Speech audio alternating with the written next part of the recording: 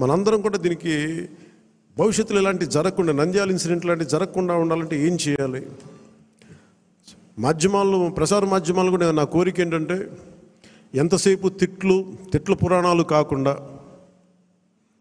మీరు ఇవ్వాల్సింది ఇలాంటి చర్చలు, ఇలాంటి దుర్ఘటనలు జరగకుండా ఉండాలంటే ఏం చేయాలి, దాని మీద కొంచెం హెల్తీ డిబేట్స్ పెట్టండి.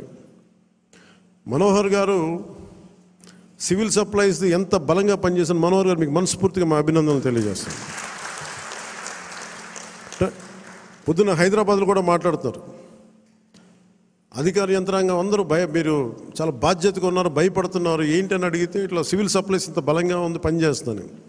మనోహర్ గారికి అభినందనలు తెలియజేస్తాను. మీరు రావటంలో రేట్లు తగ్గినాయి, మొత్తం నిత్యావసర వస్తువులు తగ్గించారు, అది మీకు హ్యాట్స్ ఆఫ్ మీకు. అలాగే కల్తీ చేస్తున్న ఎవరికైనా సరే మనకి పౌర సరఫరాలకు సంబంధించిన పబ్లిక్ డిస్ట్రిబ్యూషన్ సంబంధించిన రైస్ని అక్రమ ఎగుమతుల్ని ఖచ్చితంగా బలంగా ఎదుర్కొంటాం. అది రేపు క్యాబినెట్ మీటింగ్లో కూడా మాట్లాడుతాం దాని గురించి. పెట్టుబడులు వచ్చేలాగా, భవిష్యత్తు ఆనందదాయకంగా ఉండేలాగా, అందరికీ ఉపాధి అవకాశాలు కల్పించేలాగా భవిష్యత్తులో మనందరి కార్యక్రమాలు ఉంటాయి. మీ అందరికీ నేను అండగా ఉంటానని తెలియజేసుకుంటూ, జస్ట్ మీకు 2 వీక్స్ ముందు మీరు నాకు దయచేసి మీరు అందరూ నా అపాయింట్మెంట్ కావాలి, మీతో నాతో మాట్లాడాలంటే నేను మీకు అందుబాటులో ఉంటాను.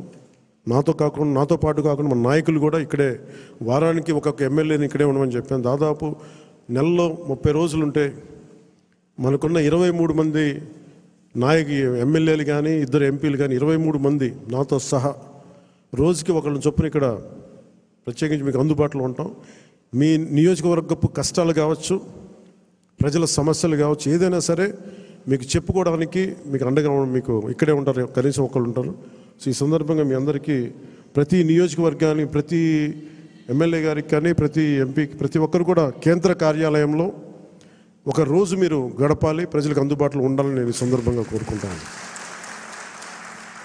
సో మీ అందరికీ ధన్యవాదాలు తెలియజేసుకుంటూ సెలవు తీసుకున్నాను. జై జనసేన, జై హింద్.